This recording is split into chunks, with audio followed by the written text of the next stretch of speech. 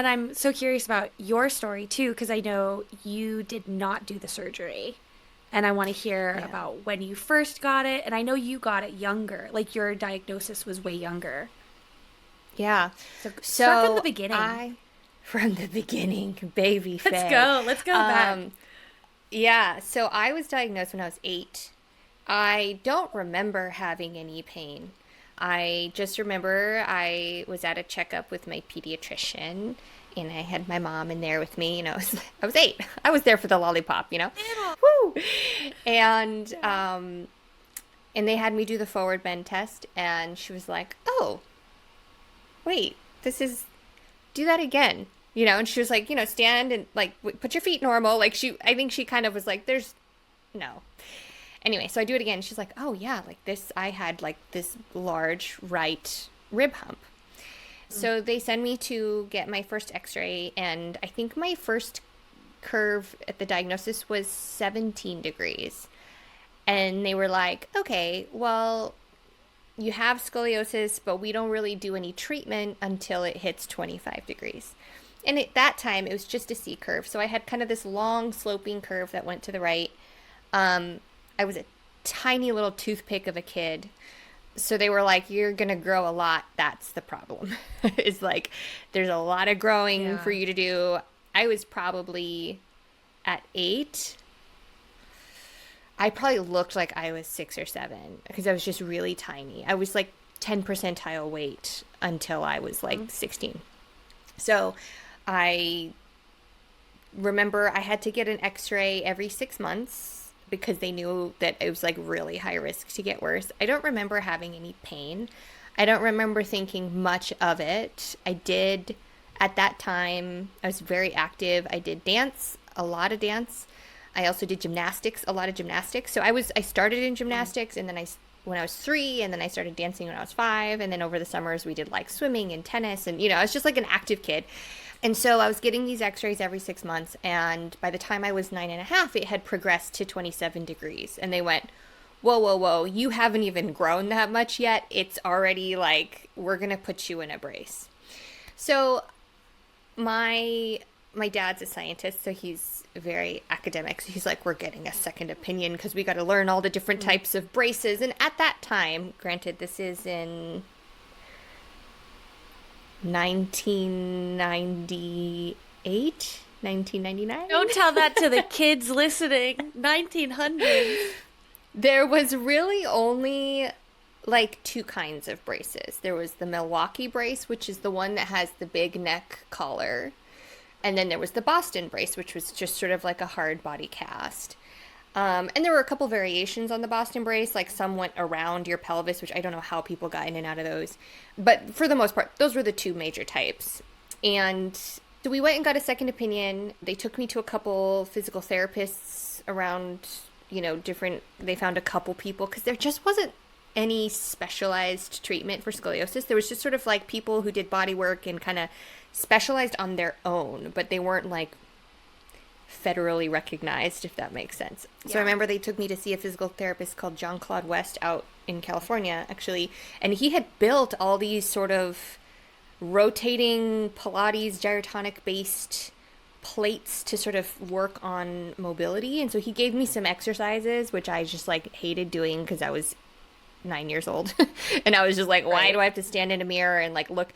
And I also started to really not like how I looked. That's when I remember that creeping in, is like my shoulders started to get a little bit more crooked. Like you could see my ribs a little bit more. My ribs stuck out in the front from the rotation. It stuck out in the back from the rotation. And I started not liking the optics very much. So the last thing I wanted to do was stand in front of the mirror and stare at it and do exercises. I just was like, let me just go dance and do gymnastics and whatever. So then it progresses. They're like, get the brace. We decide we're going to get the brace. We have these second opinions. It's all like interesting and optimistic, but nobody has like an answer. So we go ahead, we get the brace. So I'm like 9 and a half, almost 10-ish when I get the brace. And I remember thinking it was like not a big deal because I was just like, cool, I have this body cast, like whatever. I remember sitting in the car, and it's kind of a process. Like, they go and they plaster you, and they like, the guy making the brace is really like an artist. He actually has to like hold some correction while the plaster dries, and then he places all the pads on the inside to like do more corrections. And so it's very much like an artisanal thing. There's like two guys who were brace makers at that hospital. And this is in Albuquerque, New Mexico. So maybe in a larger city there would have been more, but where we were, this was it. And it was also like a children's hospital, so it's even more niche, right? So, I remember like going in and getting the fittings and things. So I had my sort of interesting moment of when you, like you say, you had that wake up call of like, oh, this surgery was bigger than I thought. Mine was when I'm driving home with my parents the day I take the brace home. So like my first day where it's now been fitted a couple times, they've added the pads, they've taken x-rays in the brace, the correction, I think the correction was like in the brace, it was down to 7 degrees, which is like pretty close to straight. So they were like, this is a great Wow. brace. Like from 27 to 7, we love it. So I'm like, cool. So in my head, I'm like, problem solved, guys. Like, we're good. You did it. Like, I don't know what you're so worried about. And I remember sitting in the car and I like look over and they're so quiet. My parents were so quiet. And my dad's just driving and my mom is just quietly crying. And I look at it now as an adult and go like, yeah, because like seeing your kid in this like body cast for the first time is like, it's a lot for a parent to process, and I think they were not sure if they were doing the right thing, and they weren't super wealthy, so they had already sort of tapped out their resources trying to get second opinions and trying to see the physical therapists, and like I think they felt very helpless. It's like, God, we hope we're doing the right thing, and they were very scared. So I remember that being my moment of like, oh, maybe this is a bigger deal than I'm making it to be. And then my second thing soon after was that first night I slept in it. I remember I woke up the next morning and I was like, I couldn't sit up because I had never had anything restricting. Like back then I hadn't hit puberty yet, so it went all the way up to my armpits and all the way down to my hip bones. And I remember having to go in and have them shave it because I couldn't sit very well. It was like a little too low, like there's all these adjustments they kind of have to make. And I couldn't sit up out of bed. So I remember I like had like this panicky, like, oh my God, I can't get out of bed. Like I like couldn't figure out how to roll over. I couldn't figure out how to sit like up. a turtle. And so I'm like, yeah, it was like a turtle stuck on its back. And it's like, ah. And so I'm like screaming for my mom to come help me sit up. And that was sort of when I was like, oh, this is going to be an adjustment. This is not nearly as like fun, problem solved as I thought it was going to be.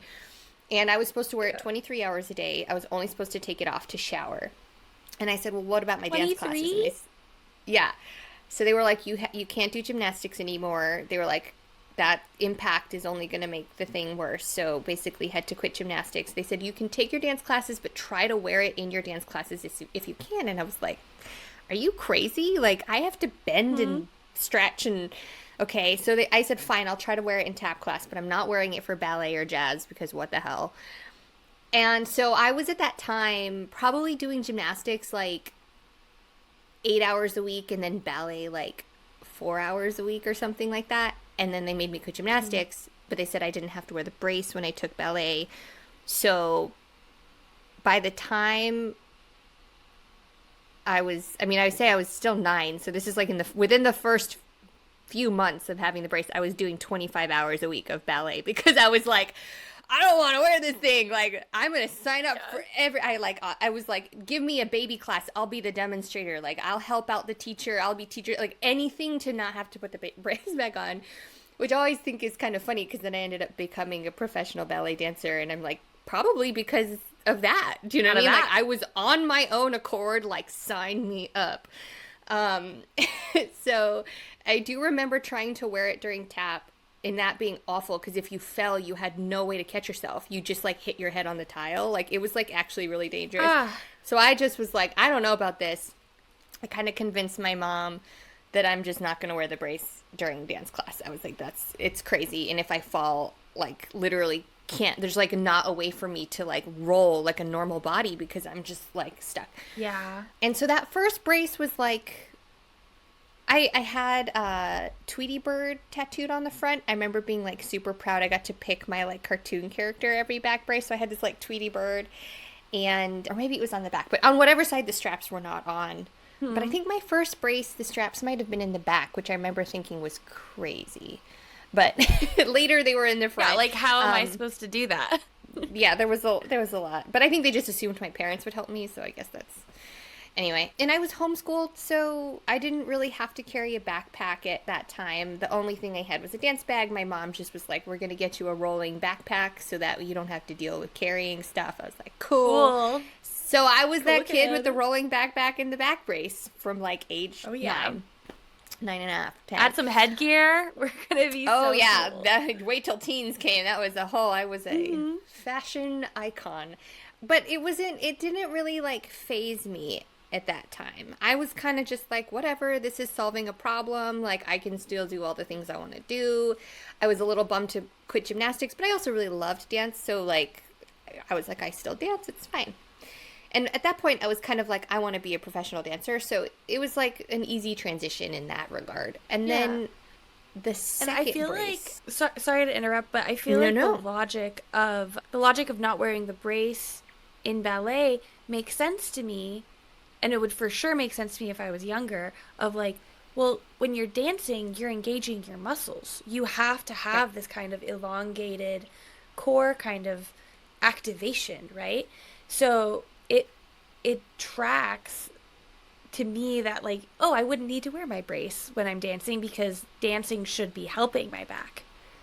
Yeah. But I guess spoiler alert, that's not really how it worked out. Question? It's not really how it worked out. I mean, I have many, many thoughts on this, and I think there is a better way for dancers to train to prevent bad alignment habits through hypermobility, but that's like a whole nother it's like a whole nother conversation that gets really technical.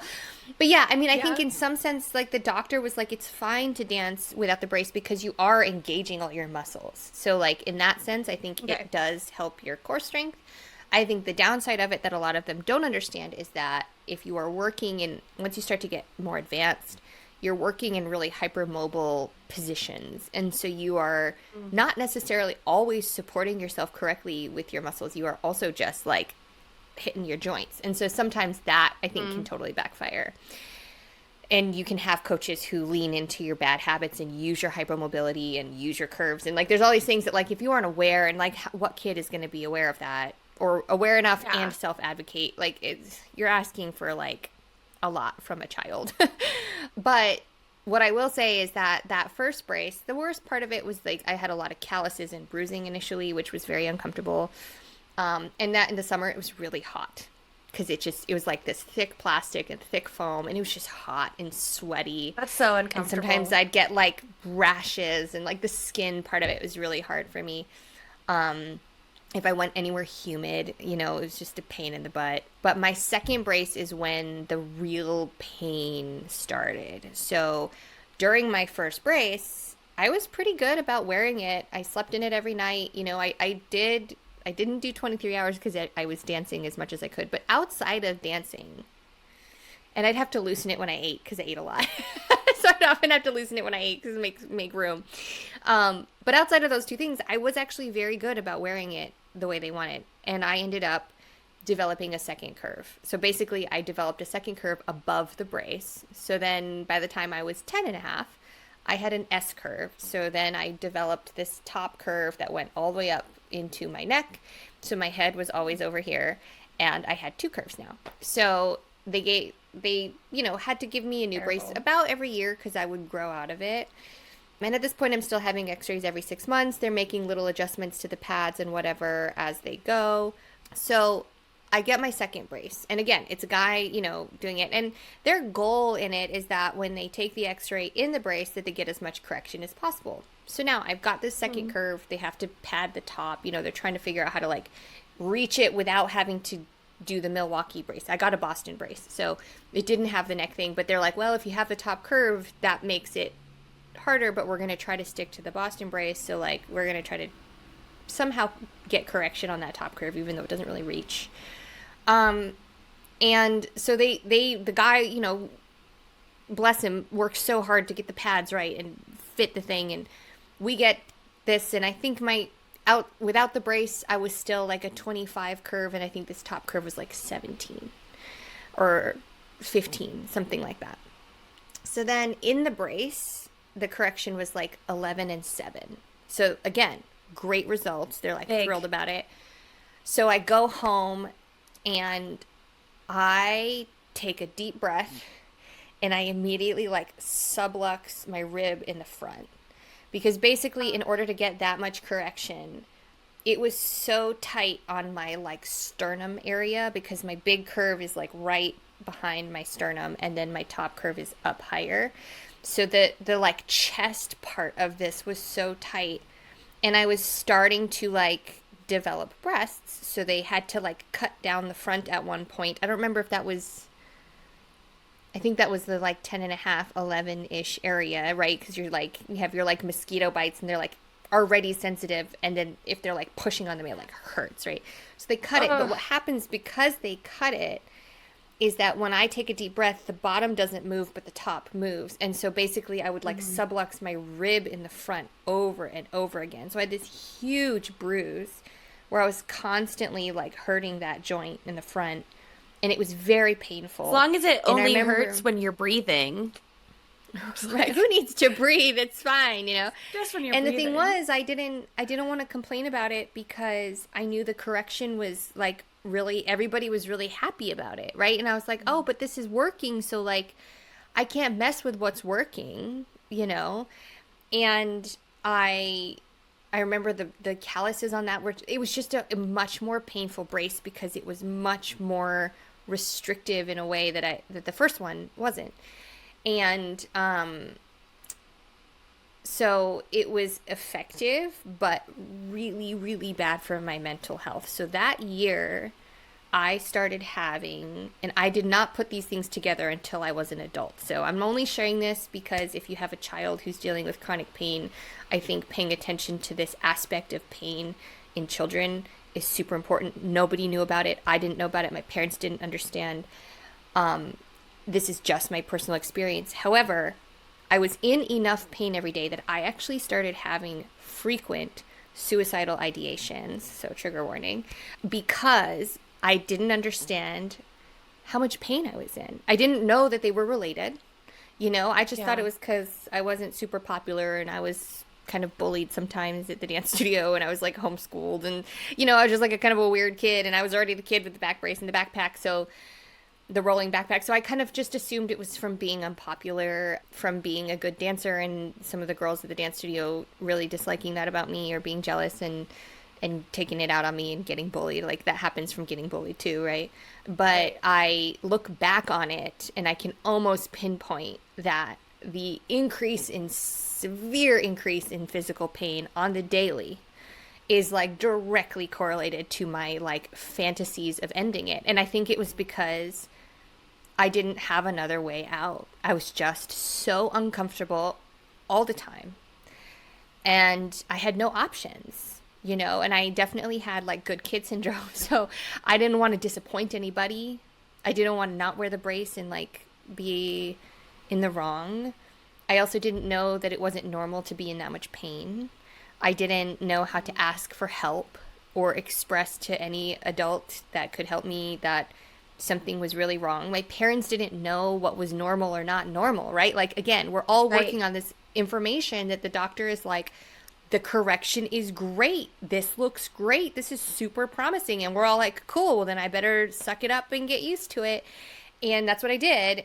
And it like really deteriorated my mental health. So I was a mess by the time I was like 13, 14 in the mental health department. But I hid it very well. My parents had no idea, you know, and I think that's actually what's dangerous is when it's that serious, you are hiding it from everyone. You don't let anyone know how bad it is. And so I was really good at looking like I was fine, and I was dancing really well, and I had good grades in studying, and I, you know, like I had typical kid mom drama once in a while because I was still a kid, but like I didn't let on that I was going through this mentally. and I was getting a new brace each year, and my curve was getting worse each year. And I went from having the C curve in my first brace, the S curve in my second brace, and by the time I had my last brace at 16, I had 4 curves, because I basically had my 2 main curves and then a compensatory curve above and below those things, which the So is that compensatory like curve is, 2 S curves? Is that yeah, it's like we don't basically. even have So a letter for that anymore. no, it's just like I always think of it as like an opened up infinity symbol. You're just like, woo! Yeah, so like Ugh. my measurements, by the time I was 16, I was at like 45, 22, I think like 11, and then my lower back would fluctuate between like 12 and 7, depending on like if I was having hip tendonitis or not. But I did have a lot of weird chronic tendonitis injuries and stuff when I was dancing. Like I would have really bad hip tendonitis or really bad knee tendonitis, because clearly there was That- alignment issues going on. Yeah. And at the time, I was able to get some rolfing that was great for my pain management. It kept me from getting a lot more overuse injuries than I would have without it. I also did some gyrotonics. I also did occasionally some Feldenkrais. I tried to do Pilates and yoga. I was also very active. Obviously, I was dancing, 30, 35 hours a Yeah. week. And my back wasn't in crazy pain that I can identify. But Right. again, I don't know how much of my mental health issues were simply my pain tolerance sort of like internalizing what was going on with me. Because that's how I kind of look at it now, all these years later, is that Right. obviously I was in a lot of pain, but my brain sort of stopped recognizing it as pain and sort of like internalized it as problems with me. And Yeah, that was like I how don't know what to do my with this. I'll put it here. right. So, like, the fantasies of dying were about relieving pain, but I didn't know that that was what was going on. I just thought I was a burden to humanity. Like, so I look at that now and go, I wish someone had warned us that physical pain can manifest in mental health problems. I didn't put those things, No. nobody put those things together. Nobody knew anything was wrong, And like I said, I hit it really well. I don't think my parents understood. They just thought I was like a moody teenager like anybody else. And like, I totally get, I don't think that they did anything wrong. I think it was simply a lack of understanding about what pain can do to you. And in the meantime, I was excelling. I was having a really promising career in dance. Like I got my contract at, Yeah. 16, and I moved to New York when I was 15. And that's when I stopped sort Wow. of wearing the braces. I was 3 days after I turned 15, I moved to New York City on my own to dance. And I still had my brace, and I was still supposed to be wearing it, anytime I wasn't dancing. But I actually had a really hard time balancing on the subway. And I would like bump into people, and I'm wearing a body cast, so like I can't feel how hard I'm hitting them, and they're like, "What the fuck, lady?" Like, and I'm like Got some this kid with density, like do ya? braces, and I'm like terrified of some like angry New Yorker screaming at me because I bumped into their elbow and couldn't feel it. So I started being like, I'm only gonna wear it at night because it's scary in the subway and I lose my balance. And if I fall, again, if you fall and you can't bend your body, you like hit important things. Like, our instincts of how Yeah. we catch ourselves and stuff are all for protection. And so I was like, all right, the brace thing is a little intense. And so I was having a really hard time sort of maintaining my normal routine when I moved because of that. So I was only wearing it at night after a while. And then we found this doctor that claimed he had made a movable brace that I could wear while I was dancing. And I got really excited about it because, again, you're always looking for that like cure, right? Yeah. So The I go silver and I get it, bullet. and yeah, and it is interesting in theory. It like went around your legs and it had 4 different straps that addressed rotation and lift, and it was Ah. I think that the science behind it is sound. The thing I did not plan for was what would my body do when I did get all this correction? Because I was at that point like a pro athlete essentially. I was dancing like Right. I don't know, 40, 50 sometimes on tour 60 hours a week, right? And I would often like cross train outside of work too. So like I would dance all day long and then go take hot yoga or box or go to the gym. Like I was just crazy training, She's right? active. So Yeah. yeah, crazy active. So I wear this thing, and I remember the whole first week I wore it, I was motion sick from the growth. Because again, it's like that weird Yeah. correction disorientation of like you grow overnight and your brain and your horizon line are like so The confused. So I remember equilibrium. I was literally like motion sick. I felt like I was on a boat. And I was like, "Whoa, this is weird." And I like go to take class in it. And I in the first 5 days throw my back out so bad. Cuz it was like destabilizing everything. And if I could do it all over again, I would go back. I would still try the brace, but I would tell the company, "Hey, I'm doing this thing for my back." They were very well aware. Obviously, they knew I had a back brace since I was a kid and all that. So I would be like, "I'm doing this thing for my back. I need to like talk to the PT and like incorporate this treatment gently to not hurt myself." Of course, I didn't know that. I didn't do that. I immediately throw my back out. 3 different chiropractors would not adjust me because of the scoliosis. They were too scared to touch me. So I just go to the PT and she's like, "Oh, well, this is what, you've thrown your back out here. You can see the disc that's like sprained and swollen. Just basically bed rest for 5 days until you can like move again." They're like, "You didn't pinch any serious nerves because you haven't like peed yourself." I was like, "Great." Cool, I can barely move, but great. So I like go, and it's like right before my contract starts in the fall. I think I threw my back out in like the spring. And so I have like not very much time to recover before I have to like be performing again. It was rough. It was a really rough summer. I remember that just being like, I don't feel good. My body feels like crap. And then after that, I kind of just would wear the brace sometimes, but I didn't wear that flexible one. And I feel bad because, it's not covered by insurance. It was expensive. It was way more than my parents could afford.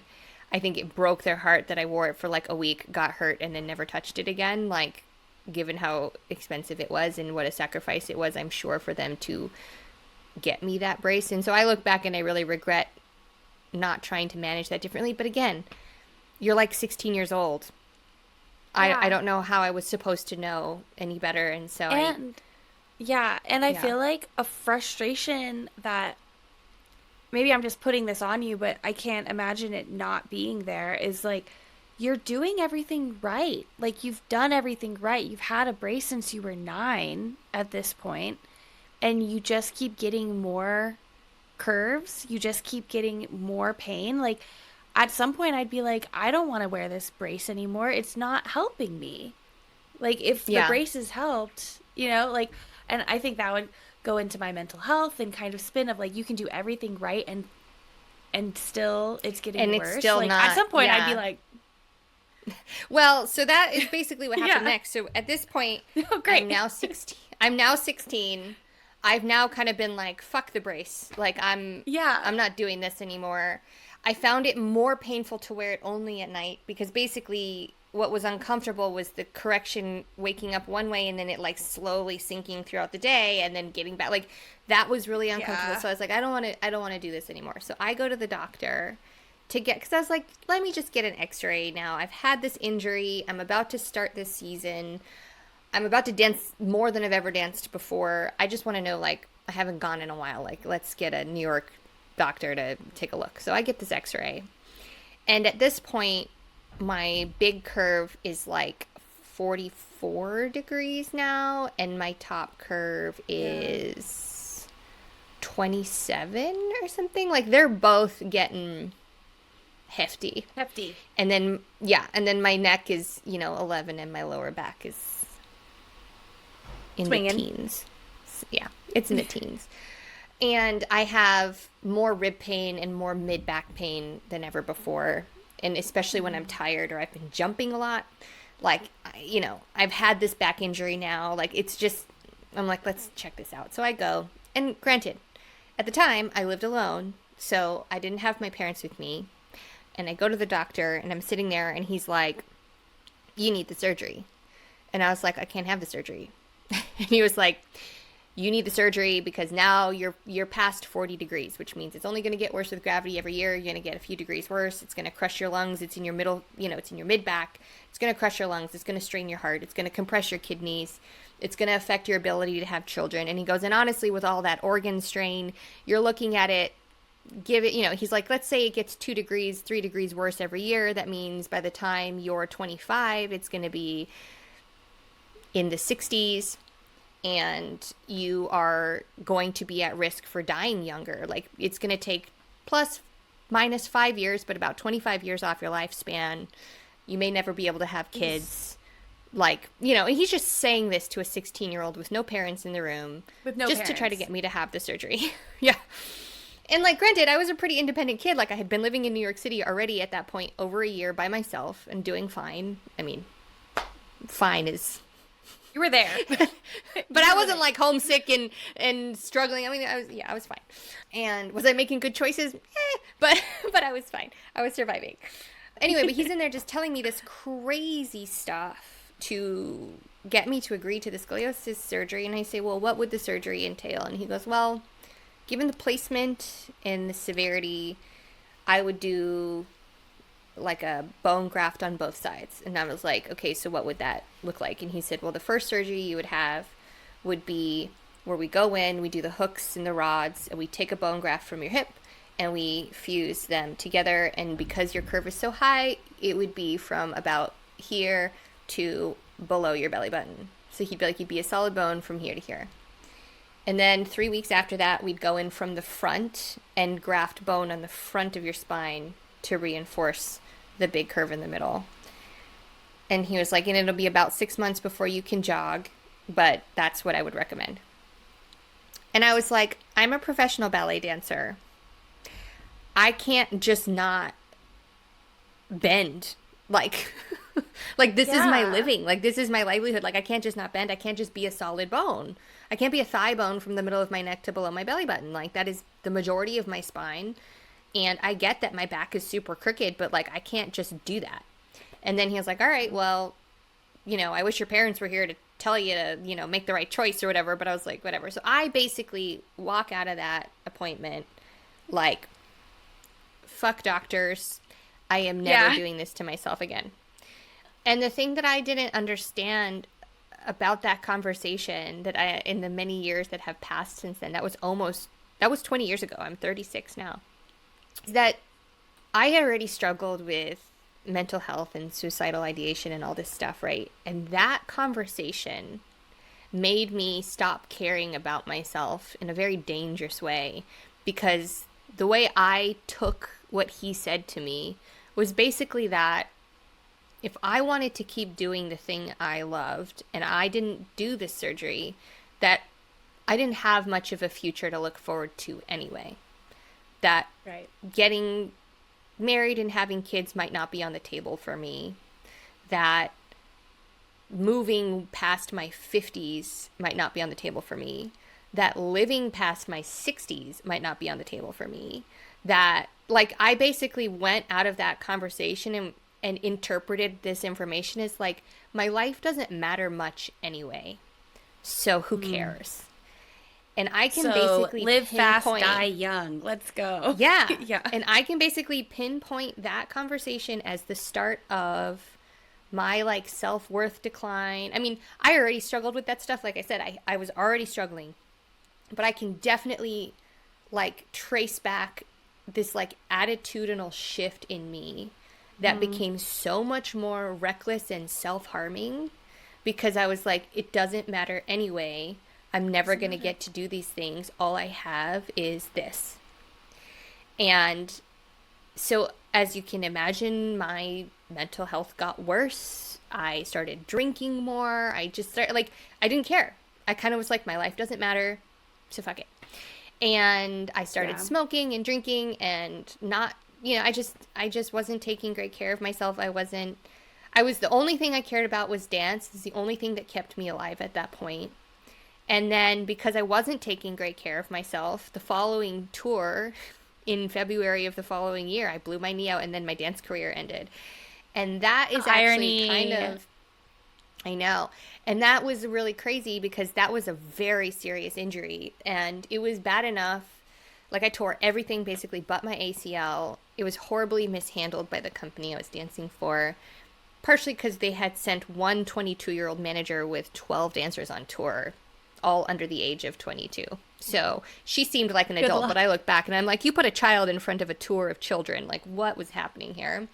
And it was a really rough year for the company anyway. A bunch of us got injured. So I was just like one of four that got seriously injured that year. And the Was it injury was bad was it enough. just from sorry, but was the injury during a performance or was it during Thankfully, no, it was rehearsal? during a rehearsal. But it was a rehearsal on Okay. tour. So we were in, it was like this little island off the coast of Georgia and Florida. It's a Pretty. bizarre story. I can dive into it another time. But basically, we were on tour when in a rehearsal when it happened. And the injury was bad enough that, I required massive surgery. My growth plates hadn't closed yet. I was only 17. They couldn't operate for a year until the growth plates had closed. So I was just like in this weird limbo for a really long time where I couldn't walk. It took me 5 months to walk post injury and then another 5 months to walk on my own unassisted post surgery. So it was 10 months of my life in the course of 2 years where I couldn't walk without a massive leg brace and crutches. Tons of physical therapy. I didn't lose my contract. I actually turned down my contract the next year because I had gotten some actually good advice that they were like, heal first because this may be bigger than you think. And the last thing you want is somebody being like, when can you get back on stage? When can you get back on stage? And you're like not taking Yeah. care of the injury properly. And that person, bless her, was right because it was a career ending injury. I never would have been able to actually get back on stage safely. And I had done the right thing. So I turned down my contract, but I was still in New York and I was like out of money. All my friends were like now, their lives move on. They're still on tour. It's kind of like the circus. Once you're not in the circus, you're just kind of not part of anything anymore. You kind of lose your whole community, which was really hard. Adrift, Um, yeah. yeah, and so I didn't really have any friends or none in town or one. It's just an all-consuming life, and when you're not in it, you're just out. Not because they hate you, but because they're consumed with their 60 hours a week of dancing and touring, and you're just not part of it Yeah, they're anymore. just busy. Yeah, and so I kind of like lost all my friends. I lost my income. I lost the one thing that had been keeping me alive. And what's so interesting about injuries that severe is that when you hurt yourself that badly, your brain flips into survival mode. It's like if you fall down a cliff, you try to catch yourself, right? Like it just Yeah. happens. It is like an instinctual switch that flips. So I remember waking up and for the first time since I could remember, I wasn't fantasizing about dying. I wasn't, even though I was now in the worst sort of position I had found myself in and I had lost everything. I had lost the one thing that had been keeping me alive. I suddenly was like, I don't really want to die anymore. I'm fine in a weird way. Like that switch has flipped. I'm now interested in survival even though I have no idea what my life is going to be. I'm in more pain Wow. than ever. And yet here I am like waking up being like, I wonder what I'm going to do next instead of like, well, I guess that's it.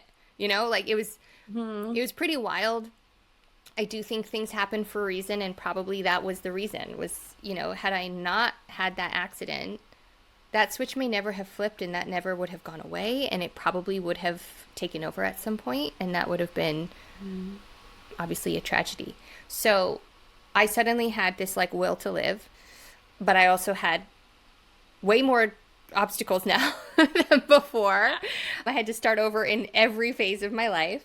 And, I had walked away from that doctor's appointment like I'm never going to a doctor again. And I held to that until I was. So that happened when I was 16, and I didn't see a doctor again until I was in LA now. I moved to LA when I was 20.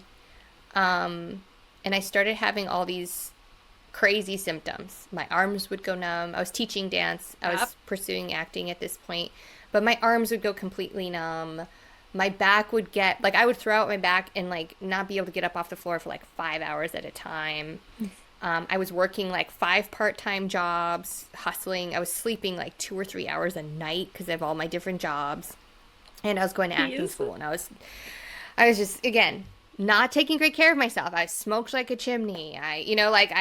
I still hadn't come out of that sort of self-destructive phase. I wasn't suicidal anymore, but I also hadn't come around to like self-care yet.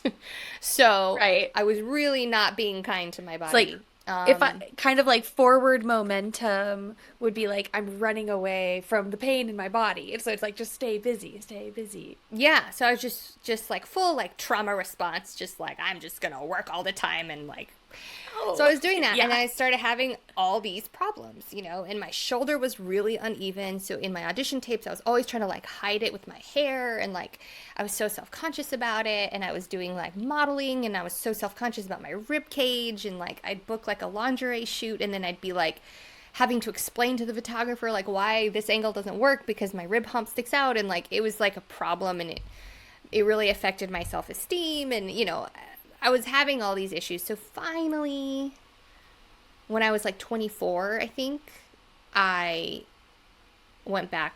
I was like, I will get an x-ray. I will finally go back and face a doctor. So I ignored it.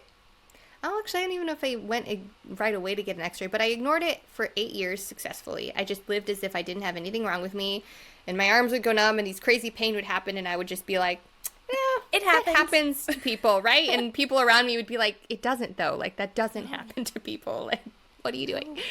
I would get sick all the time. I would get like every cold, flu, whatever would turn into pneumonia, bronchitis. I was constantly in and out of urgent care. And so at 24, I'm like, you know what? Fine. I will go to a chiropractor. So I start going to a chiropractor. They take an x-ray and they're like, oh, you got some curves, girl. This is serious. And I was like, yeah. Like, I know they're so bad. I need the surgery. And they're like, well, we're chiropractors. We're not going to like tell you to have surgery, but we are going to have you come in here 3 times a week and like work on this. And I had like dead zones where my nerves were shut down. I had scar tissue everywhere. Like I really had ignored my body in a very toxic way. So I finally start doing something, right? And so it starts helping. Like I'm able to get a little bit of movement. I'm starting to get a little bit of pain relief. But, the thing about chiropractic care is that it's very helpful when you're like acutely in pain. But the results aren't very long term because they don't address some of the more like support issues and the musculature, and they don't really, it doesn't address that stuff. So if you're in a lot of pain and you just need relief, it's excellent. And they were doing like laser and ultrasound to break up scar tissue, and all that stuff was helping, but my curve itself wasn't improving because that's not really what chiropractic care can do that well. To an extent, but it's limited. So then I'm kind of like going through my life and I'm like, you know what? I'm still okay. Like this is helping. I'm now doing something for it. I'm going to this chiropractor regularly. And then at like 28,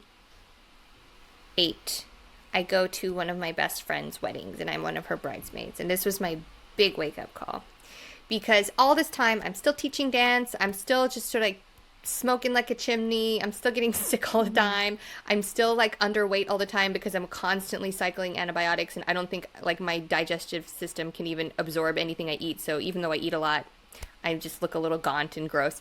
Anyway, so I'm still not taking great care of myself, but I have added the chiropractic care. So I'm doing something. Somebody's touching my back a few times a week and I feel like, hey, I'm doing something. So then That's something. yeah, but I'm still not like a functioning individual. So I go to my friend's wedding and, I kind of throw my back out like the first day. And I'm like, oh shit, here we go. And I remember feeling so guilty because this is like one of my closest friends. It's her special day. We're down there to celebrate this thing. We're there for a couple days, doing all the like bridesmaid stuff. And I am constantly the person needing help. I am constantly needing to lie down. I am surviving on a steady drip of ibuprofen and champagne.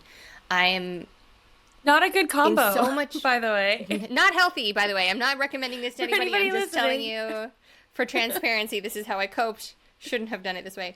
But that's how I'm getting through the weekend. And I'm still constantly pulling attention from my friend because I need help everywhere because I'm in so much pain. I have to lie down. I have to do this. I have to I just was a problem. And I felt horrible. I kept having to go back to my room to lie on the floor and cry, right? Like I just was not functioning.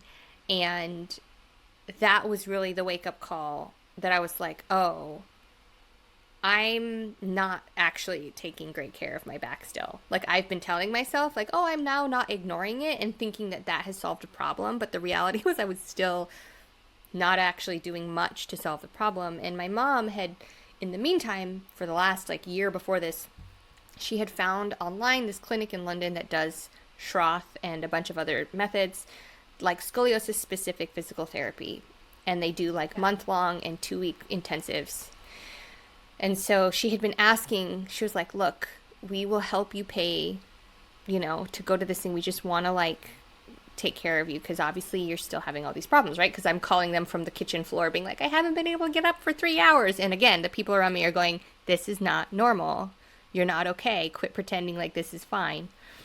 And after that wedding, I finally, like, I remember, like, the groomsman assigned to me had to, like, basically half carry me down the aisle for the ceremony because I was, like, I couldn't stand up straight anymore. I was in so much pain. I was, like, completely hunched over. And I just was like, I'm an asshole. Like, me actually not taking care of me has made me a bad friend. Like, there's no scenario in which my behavior is acceptable, not because it's not okay to be in pain, but because it was my own self-neglect that made me that in pain.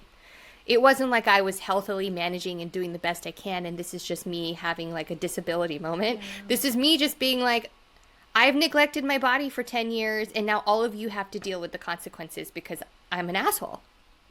So it's like, oh, I mean, it's harsh. That sounds harsh, but that is kind of how self-destruction works. You're not the only one. You're not the only is you think victim. you're only hurting you, but you actually are putting it on everyone around you to help you, or you're making everybody your enabler. And I was like, I don't know what kind of life I'm going to live if I can't stand for more than 5 hours, if I can't, like, I just couldn't do anything. Like I was just constantly having to stop what I was doing and manage this discomfort. And I had no end in sight. And I was like, if I am 28 and I can barely walk, what am I going to do when I'm 50? And all those words from that doctor back then being like, your quality of life is going to be so crap and you can't do this and you can't do that and you're not going to live very long and all this stuff. And I was like, oh, I assumed that meant that I would be fine until I was 50 and then just suddenly croak over and die. But like, no. Yeah. That's not how it works. It means that you're that slow drip poison, right? Your quality of your life is just going to slowly decline the longer you ignore this. And then after years of struggle and pain and horrible disability where you cannot do any of the things you want to do in your life, then you die early. And I was like, oh, okay. Sure, That sucks. I will try this physical therapy thing. So I finally swallow my pride. I call my mom and I say, hey, if that offer is still open, I'll go. I'll go for a month. So she's like, okay, I'm coming with you. And I'm like, what's this going to be? A challenge. And it was really hard. And it was hard for my ego. And it was hard on my relationship with my mom. But it was also really important. So I go to London and they have to see your spine the whole time. So you're in like a no crisscross strap, soft, either bra or sports bra and like exercise pants, leggings or shorts or whatever every single day for 6 hours a day. And, there's a 3-hour session, then lunch, and then a 3-hour session, and then you go home. And you're in a whole group of other people. It's all ages. The lady next to me was 65 and the girl next to me on the other side was 11. And everybody has scoliosis. And it was really eye-opening because it made me realize that everybody is struggling and that I am not special in my struggle. It is not noble of me to pretend I don't have any problems. I'm not hurting anyone but myself by ignoring this thing. And everybody is at different pain thresholds because with things like this, you have good days and bad days. And some people's pain thresholds were at such the top limit that they could hardly do the exercises because it was so uncomfortable just to even start. And then to watch them over time be able to do an exercise, right? And I was included in that. There were certain positions, my arms would go numb right away or like nerves would pinch. And I was so cranky and bitchy the whole first 2 weeks. All this evil stored in there. Well, and also I was just so uncomfortable, and I was so uncomfortable Yeah. looking at myself. I had successfully ignored it for so long, right? I had successfully avoided looking in the mirror and facing my spine since I was 9 years old. And so now Mm. at 28, so 20 years of this, I'm now having to spend 6 hours a day just looking at it and trying my best. And it sucked. I like hated it Yeah. so much. And I hated looking at myself, and I hated having to confront my own self neglect, because the other side of this coin was that everybody was there because they were willing to try. And I had to like come face to face with the fact that I had actually not been willing to try for so many years. I had given up on caring. I had given up on progress. I had accepted, despite my like teen fuck you to the doctor, I actually had Yeah. accepted what he had told me as fact. And I hadn't really looked at that and what that meant for Yeah. me. And so I'm standing there and I'm so uncomfortable.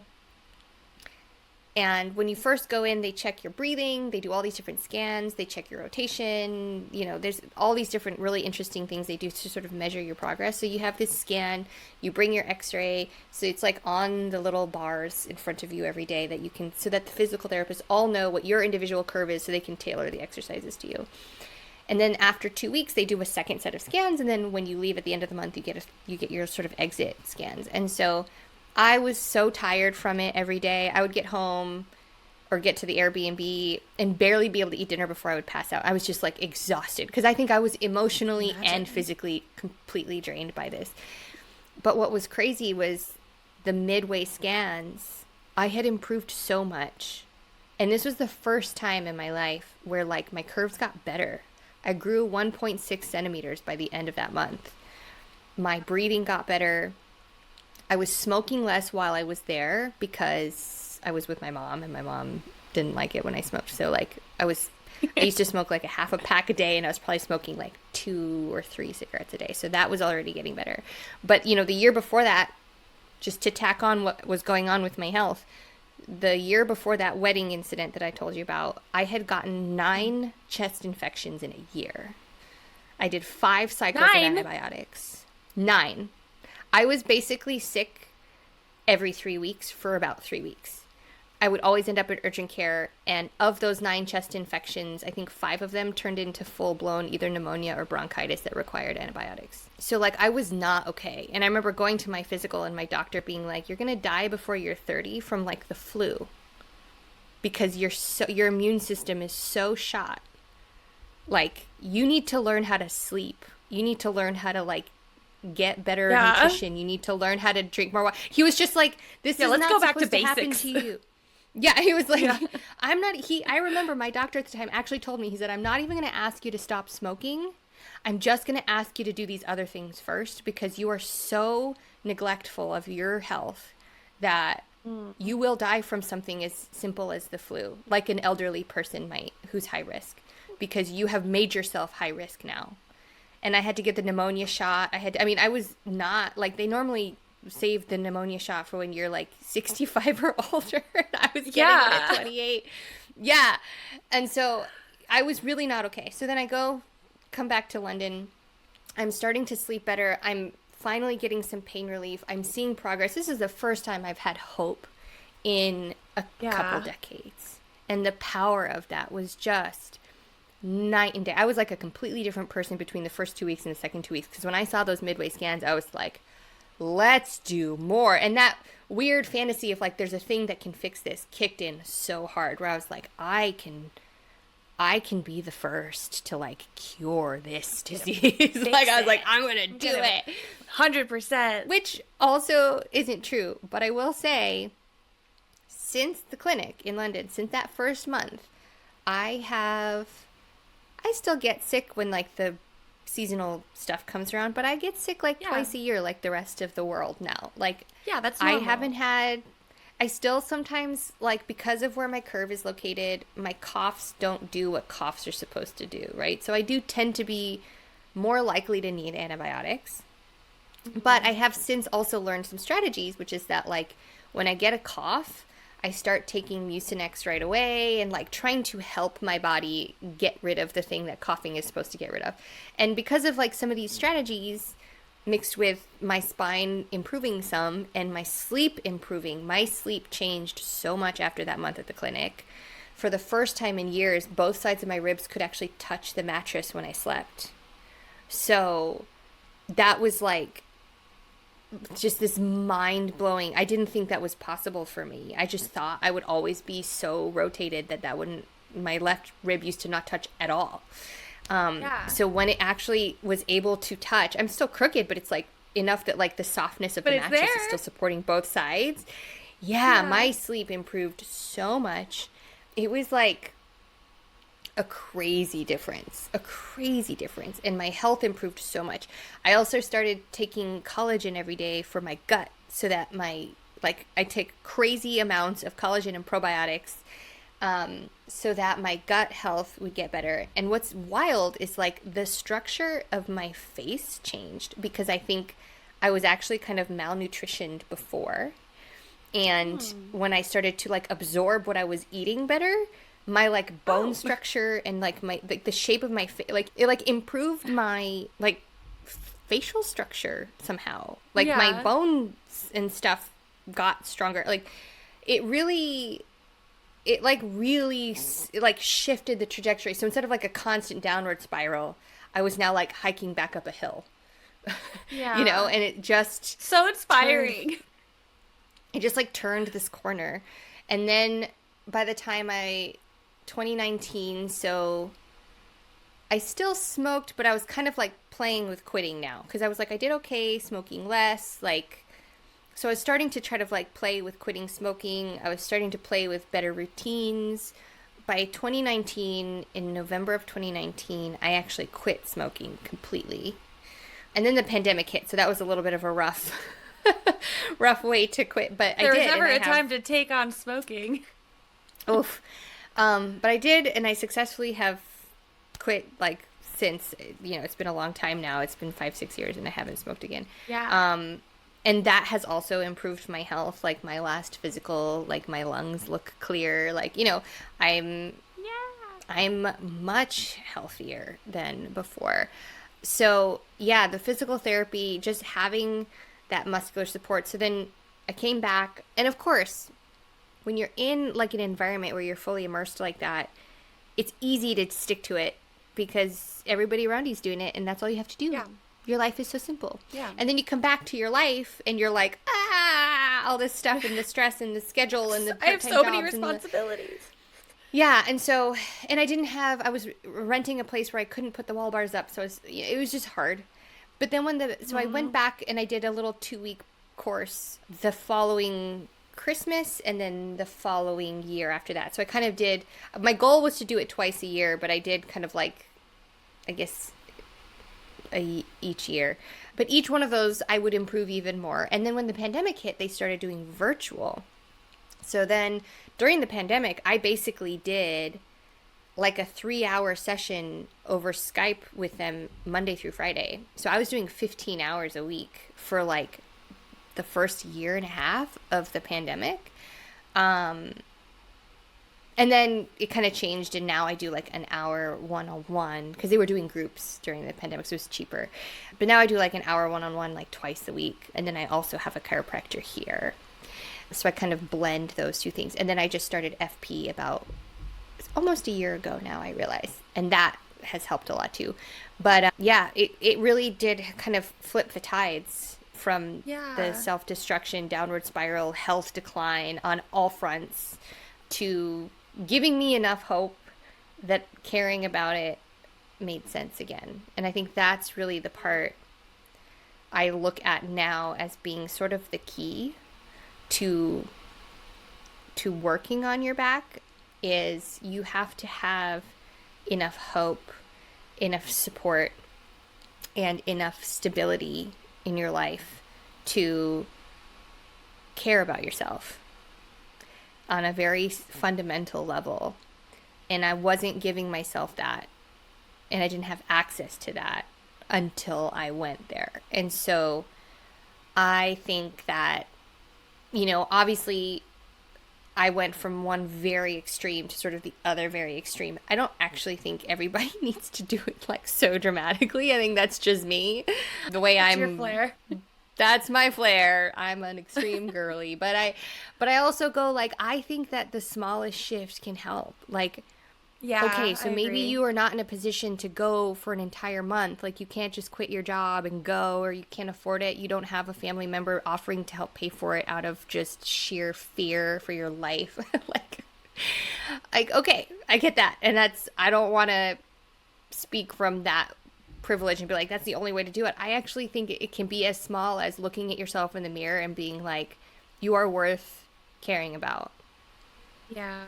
until And you I believe think it. too this like holistic approach to your health and it sounds like the London clinic, like big shout out to the London clinic for sure, Oh my of god. of Yeah. of looking at every angle of your body. Like, let's look at your lungs, let's look at your rotation, let's look at every bit of how you're taking care of yourself. And I'm such a huge advocate for harm reduction and anything that's going to make it a little bit better. And if you just keep collecting tools that'll make it a little Yeah. bit better, eventually you're going to be functional and you're going to be okay. Like rather than this Yeah. all or nothing approach that both of us, it sounds like both of us had of I'm either going to do nothing and like hope that one day it'll all just either I'm going to die or like magically everything's going to be better. But it sounds like it's what it took for you is to be in first of all, a community and a space that looked at you and your whole body and taught you how to nurture yourself again. And then from there, collecting tools to just keep the maintenance up every day. And then now you're functional and healthy and not in crippling pain all the time. Well, and last year I even went and got a new brace, which Hmm. I have, again, I kind of, with being my extreme girly self, was like so gung ho. And then it was so much more uncomfortable than I expected because I'm now older and stiffer and have like arthritis and stuff. So I like threw myself into it, couldn't handle it because I'm not a kid.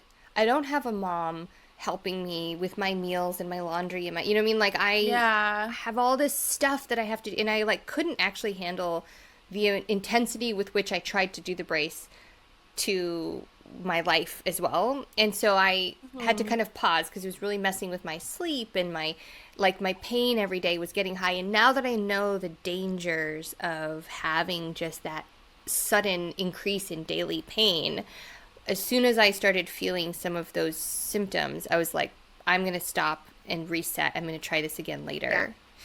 I'm going to focus on getting good sleep, getting other things about my schedule under control, and then I can come back to this brace. I'm now not growing. So the brace isn't going to change Hmm. that much. My back's not going to change that much. I can come back to it. So that's actually one of the things I want to plan for sort of the new year is like, can I reincorporate the brace in a more moderate way than I tried the first time as an adult Yeah. to see if I can get a little bit more benefit and improvement from it because I do think it's going to help. I went for it so hard because that's my way and it kind of Right. backfired. But the fact that I was even open to getting one as an adult is just a testament to how much I have changed in the last Yeah. 5 years because I never would have been open to that 5 years ago, 6 years ago. And again, I think that it's because I now see that I don't, I'm not going to cure it. I think I finally accept that Yeah. fantasy of there's going to be this magic thing that fixes it I finally have accepted that that's not true. But I now also understand that there is hope for me to still do everything I want to do in my life. If I want to shoot an action movie one day, my stunt double might have to do a few more things than your average actor, and that's fine.